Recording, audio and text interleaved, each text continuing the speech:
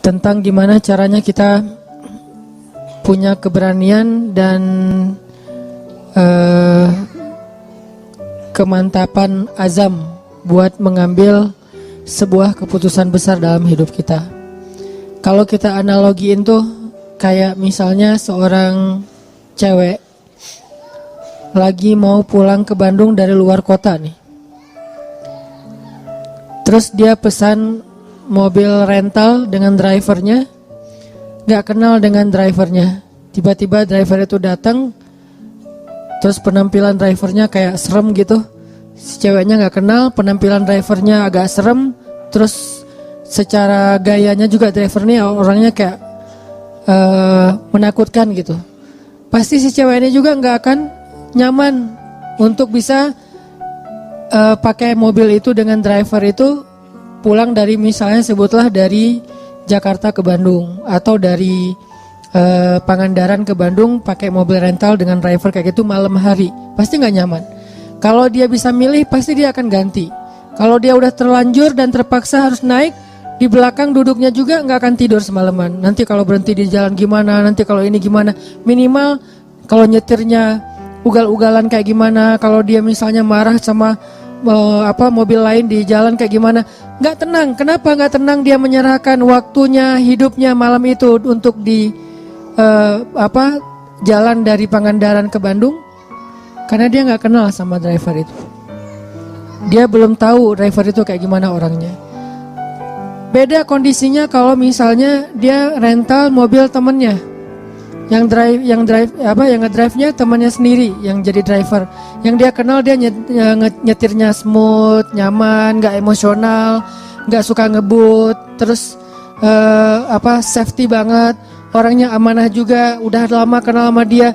Pasti dengan tenang dia akan ikut mobil itu dan duduk di belakang tidur sampai ke Bandung. Artinya di sini masalahnya adalah kenal dengan tidak kenal, sehingga kita jadi trust atau enggak. Ke Allah juga kayak gitu. Kalau kita nggak kenal kebesaran Allah, nggak tahu track record bahwa Allah itu udah sering banget ngebuktiin orang yang berani mengambil resiko dengan nama Allah, Allah pasti bantu. Allah kalau misalnya iman seseorang itu ajaib, pasti Allah ngasih banyak keajaiban. Kalau imannya biasa-biasa aja, Allah kasih hal-hal yang biasa. Kalau dia nggak tahu pembuktian kayak gini, nggak ngelihat kebesaran Allah dalam banyak cerita-cerita orang lain, mungkin dia jadi agak-agak ragu untuk bisa mengambil keputusan besar dalam hidupnya. Untuk itulah kita butuh tajdidul iman, memperbaharui iman. Kita dengar cerita-cerita orang gimana Allah ngasih rezeki kepada dia.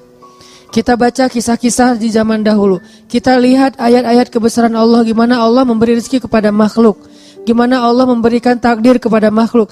Makin banyak ayat-ayat kebesaran Allah yang kita perhatikan, semakin kita muncul keberanian untuk mengambil keputusan besar.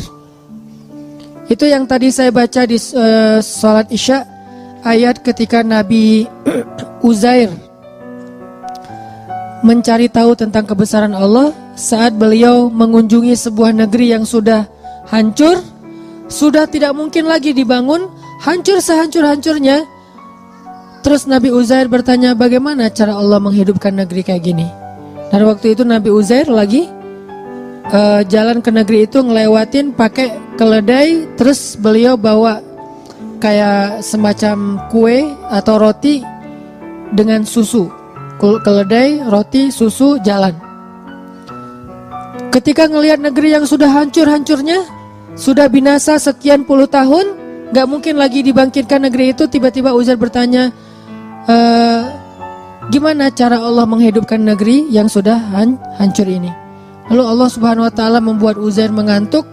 Beliau tidur dan mengikat keledainya di sebuah tempat dan meletakkan susu dan kuenya di sebelah beliau. Beliau tidur. Ternyata Allah menidurkan Uzair selama 100 tahun. Jadi kalau Ashabul Kahfi itu sekitar 300 tahun sekian, kalau Uzair 100 tahun, 1 abad. Tadi ketika Uzair pergi meninggalkan negerinya untuk sampai ke negeri tersebut, dia tuh meninggalkan keluarganya, dia meninggalkan pembantunya. Nah kemudian Uzair pun berangkat dan tertidur di situ 100 tahun. Setelah 100 tahun Uzair bangkit dari tidurnya, Allah bangunkan. Pas dibangunkan datang malaikat. Malaikat bertanya kepada Uzair, "Kam labist? Berapa lama kamu tidur di sini?" Uzair menjawab, "Labistu yauman au ba'da yaum." Saya tidur di sini sehari atau setengah hari. Rasanya kayak setengah hari doang tidurnya, tapi enak gitu badannya, kayak tidur pula seharian. Terus malaikat itu mengatakan, "Enggak. Kamu tidur di sini selama mi'ata am, 100 tahun. Apa buktinya? Coba kamu lihat keledai kamu. Keledainya sudah menjadi tulang belulang, sudah tidak ada lagi daging, kulit, benar-benar udah jadi tulang. Seperti bangkai tulang hewan yang ada di tengah padang pasir, udah habis 100 tahun. Tapi coba kamu lihat makanan kamu masih seperti baru ditinggalkan tadi dan masih hangat. Jadi kayak roti gitu, baru ditaruh, itu kayak baru naruh beberapa menit yang lalu, masih hangat, rotinya masih lembut, belum kering sama sekali. Jadi Allah kasih dua kondisi yang berbeda dengan waktu yang sama. Yang satu 100 tahun sudah jadi tulang belulang, yang satu yang harusnya nggak usah tunggu 100 tahun, sehari juga basi kan. Kalau keledai ditinggal beberapa hari mungkin masih bertahan nih, lemah, mungkin lama-lama mati dan gak langsung jadi tulang. Tapi kalau roti sehari juga udah basi. Hari ketiga udah keluar jamur, lama-lama keluar ulat dan habis gak ada sisa. Tapi yang harusnya sehari basi masih hangat. Yang harusnya beberapa minggu baru menjadi tulang, malah sudah menjadi tulang belulang. Akhirnya malaikat ini kemudian menyebut nama Allah, tiba-tiba tulang belulang keledai itu disatukan lagi, dirangkaikan lagi, kemudian dagingnya membalut tulang, lalu kulitnya membalut daging. Tiba-tiba keledai itu kayak apa ya? Kayak rewind gitu ya, kayak balik lagi gitu. Tiba-tiba dia jadi hidup. Dan ini nggak pakai aplikasi loh. Benar-benar nyata gitu. Bukan pakai aplikasi editan atau apa, tiba-tiba jadi hidup lagi. Dan keledai itu persis seperti ketika tadi Uzair tinggalkan saat sebelum beliau tidur. Disinilah Uzair mengatakan, "A'lamu annallaha ala kulli syai'in qadir." Sekarang saya mengerti, Allah itu emang maha kuasa atas apapun juga, bisa apa aja, nggak ada yang nggak bisa. Nah, tajrid iman. Kalau cara Nabi Uzair mentajrid iman dengan hal-hal yang kayak gini, karena beliau imannya ajaib, makanya dikasihlah mujizat-mujizat yang di atas nalar kita. Kalau kita bisa mentajrid iman dengan dengar cerita-cerita orang, dengar cerita-cerita orang yang pernah merasakan keajaiban dalam rezeki, keajaiban dalam kehidupan, keajaiban dalam pemberian Allah, keajaiban dalam jodoh, itu banyak banget. Dan cerita-cerita kayak gitu harusnya menguatkan azam kita untuk mengambil keputusan yang besar dalam hidup. Saya secara pribadi itu yang selalu saya coba recharge ke diri saya untuk berani mengambil hal-hal yang memang mungkin gak besar-besar amat, tapi buat saya itu juga butuh keberanian untuk melakukannya. Karena apa? Karena banyak mendengar kisah-kisah baik yang pernah terjadi atau yang sekarang sedang terjadi di antara teman-teman kita. Gak jauh dari ayat itu, hanya berselang satu ayat, bahkan gak berselang setelah ayat itu, ada lagi kisah Nabi Ibrahim juga sama, pengen menguatkan iman. Jadi tiba-tiba Nabi Ibrahim bertanya, "Wa idh qala Ibrahim, Rabbi arini kaifa tuhyil mauta." Ya Allah, gimana? Coba tunjukkan ke saya cara engkau menghidupkan yang udah mati itu gimana, biar yakin dengan hari kebangkitan. Allah bertanya dan Allah Maha tahu jawabannya. Awalam tu'min? Apakah kamu belum beriman wahai Ibrahim? Kata Ibrahim, qala bala walakin liyatma'inna qalbi. Ya Allah, saya udah beriman, cuman pengen mantap nih. Tajdid, perbaharuan, recharge. Saya pengen lebih mantap ya Allah, coba tunjukin ke saya gimana cara ngidupin yang mati. Allah berfirman, ambillah 4 ekor burung, lalu potong-potong kecil, sembelih, taruh di 4 penjuru bukit yang berbeda-beda. Udah mati, udah dipotong-potong kecil, dicincang-cincang, bisa jadi sate, itu ditaruh di bukit-bukit yang berbeda. Sekarang wahai Ibrahim, tepuk tangan kamu dan panggil dengan nama Allah. Burung itu datang dalam keadaan utuh, tidak ada satu goresan luka pun di tubuh burung tersebut. Baru Ibrahim mengatakan, Innallaha azizun hakim. Allah itu maha perkasa dan maha bijaksana. Ini cara para nabi juga mentajdid iman, teman-teman, memperbaharui iman. Bagaimana cara kita? Tadi, lihat kebesaran Allah di langit, lihat kebesaran Allah di bumi, baca ayat-ayat kauniyah, ayat-ayat ilmiah, lihat di sekitar kita, dengarkan kisah-kisah orang di sekitar kita. Maka kita makin yakin, gak usah khawatir kalau gambling dengan Allah, asalkan kita ikhtiarnya halal, Allah nggak bakalan ngecewain kita. Kemarin ada seorang ustadz cerita ke saya, waktu saya ke Kalimantan, ke Balikpapan. Beliau tinggal di Balikpapan. Terus tiba-tiba dapat, beliau cerita ini setelah beliau dengar YouTube saya yang dulu saya tuh kesasar dari Bandung ke Indramayu, terus ke Cirebon, terus balik ke Bandung kan, yang Tepuguh tuh nggak jelas gitu kan, muter setengah Jawa Barat. Hanya pengen ngasih rezeki kepada orang yang jualan pal gentong di Cirebon. Beliau juga cerita, Ustadz saya juga pernah ngalamin yang kayak gitu. Itu benar banget. Saya di Balikpapan, tiba-tiba teman saya ngajak saya untuk ada acara kayak seminar gitu, nemenin dia yang seminar, saya emang enggak. Nemenin dia ke Jogja. Nginep di hotel, karena dia temannya lagi ikut seminar, dia bingung kan mau ngapain. Tiba-tiba lagi habis sarapan itu, saya ngerasa kayak stroke gitu Ustadz. Setengah tubuh saya tuh kayak nggak bisa digerakin, terus panas dingin, terus jantung saya tuh detak kencang, darah saya tuh kayak berpacu luar biasa gitu, kayak naik darah tinggi gitu. Terus dia pikir astagfirullah, jangan-jangan saya meninggal, nggak keren banget sih meninggalnya di kampung orang gitu. Dia takut karena meninggalnya jauh dari keluarga, nggak di Balikpapan, takut. Beberapa menit dia diam gitu, terus bertahap perlahan kemudian normal lagi. Cuman dia kaget, takut, akhirnya dia pun lari ke apotik. Bawa dompet, pergi ke apotik, beli obat ditensi, terus beli obat kayak gitu di apotik. Setelah selesai itu dia pulang pesen taksi online gitu, pakai pulsa dia yang ada di handphone, pesen, naik taksi online pulang lagi ke hotel. Di tengah jalan dia ingat dompet saya ternyata nggak ada, cari-cari nggak ada, nggak di jok nggak ada. Terus nanya ke tukang taksi, kamu bawa dompet saya nggak? Ya nggak mungkin dibawa gitu, pokoknya nggak ada gitu ya, nggak lucu. Terus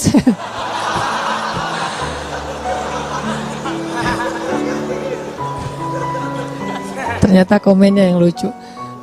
Terus dia nyari-nyari nggak nemu, dia bilang, Pak, boleh nggak saya balik lagi ke sana? Sampai di hotel dia order lagi, balik lagi ke apotik.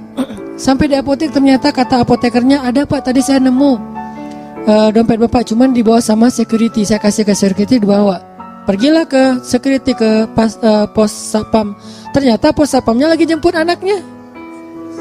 Nunggulah dia beberapa jam sambil satpamnya jemput anaknya, ditelepon karena udah ganti seat. Terus telepon, satpamnya datang. Pas datang akhirnya dia karena merasa ini di sini ada dompet, ada duit, ada ATM, ada SIM, ada KTP, pokoknya banyak kartu berharga. Dia ngerasa satpam ini berjasa buat dia, dikasihlah entah 100.000 entah 200.000. Satpam ini mengatakan, alhamdulillah, masya Allah, alhamdulillah, saya baru aja tadi kepikiran pengen bayar sekolah anak saya, tapi belum dapat pinjaman, makanya tadi saya lama ngejemput tuh nyari pinjaman dan belum dapat. Makasih ya Pak, ini dapat 100.000 itu untuk bayar sekolah anaknya. Baru beliau sadar, benar ya. Ujuk-ujuk teman saya ngajak saya nemenin dia seminar ke Jogja. Terus habis sarapan di hotel, tiba-tiba saya stroke supaya saya datang ke apotik. Di apotik itu tiba-tiba dompet saya ketinggalan. Saya balik lagi, ternyata dompet udah dipegang security. Sehingga saya merasa berjasa, saya kasihlah dia 100.000. Tapi jauh-jauh untuk ngasih 100.000 kepada seorang hamba Allah yang Allah pengen ngasih rezeki buat dia. Ini rencana Allah Subhanahu wa taala. Dan gak harus selalu bentuknya sedekah, hadiah, bisa juga bentuknya yang profit, keuntungan dari usaha-usaha kita yang gak nyangka ternyata keuntungannya lebih daripada yang kita pernah bayangin. Ini artinya teman-teman, cerita-cerita kayak gini harusnya nambah yakin kita kalau kita ngambil keputusan besar, sebesar apapun Allah lebih besar. Sebesar apapun resiko yang kita ambil dalam sebuah keputusan, Allah lebih besar. Bukankah kalimatnya Allahu Akbar? Allah Maha Besar, tidak ada yang lebih besar daripada Allah. Jadi kalau tidak ada yang lebih besar daripada Allah, berarti semua kecil kalau di hadapan Allah. Besar di hadapan kita, tapi kecil di hadapan Allah. Semua keputusan kita, semua resiko kita, semua bahaya yang kita takuti, semuanya saghir indallah, kecil di sisi Allah Subhanahu wa taala. Karena Allah Akbar dan ala kulli syai'in qadir. Gak ada yang Allah gak bisa. Cuman untuk bisa punya keberanian kayak gini, kita terus recas, mentajdid iman kita dengan dengar nasihat-nasihat orang, dengar cerita-cerita orang, kayak gitu teman-teman. Jadi mudah-mudahan dari sekarang kita coba lebih sering mencas iman kita lewat motivasi taklim, lewat bacaan, lewat cerita-cerita teman kita, hal-hal yang ajaib dalam hidup dia. Suatu saat kalau memang kita harus mengambil sebuah keputusan besar, maka kita sudah punya kemantapan hati, sudah yakin sama Allah. Dan keyakinan kita yang dalam itulah modal paling penting kita dalam mengambil keputusan besar.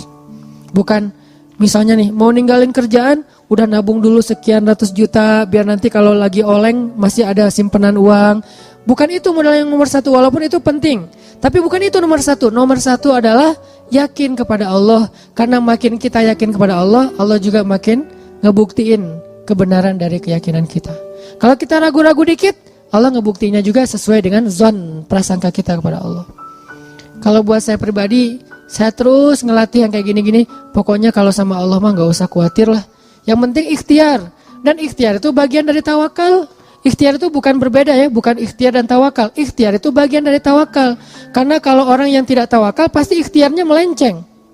Kalau dia ikhtiarnya gak melenceng, masih fisabilillah, masih sesuai dengan syariat, koridor, on the track, berarti dia masih tawakal sama Allah, masih berserah. Begitu ikhtiarnya udah keluar dari tracknya Allah, berarti dia udah gak yakin dan gak berserah lagi kepada Allah. Jadi ikhtiar, doa, bagian dari tawakal. Ikhtiar, doa, pasrah, itu bagian dari tawakal. Jadi bukan tawakal dan ikhtiar, bukan. Ikhtiar bagian dari tawakal.